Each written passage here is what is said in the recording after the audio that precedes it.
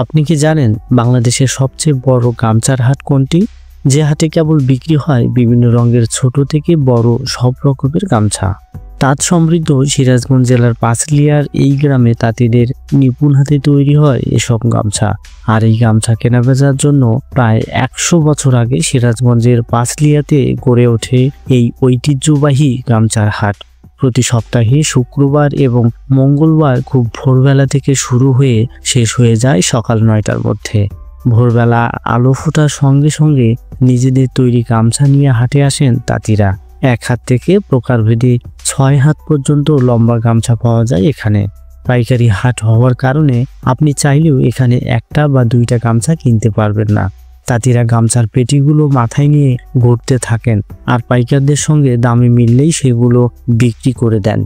এক একটি পেটিতে থাকে 20 থেকে 50টি বা তারও বেশি থান। এরকম গামছার পেটির এক একটি থান থেকে হয় 4টি গামছা।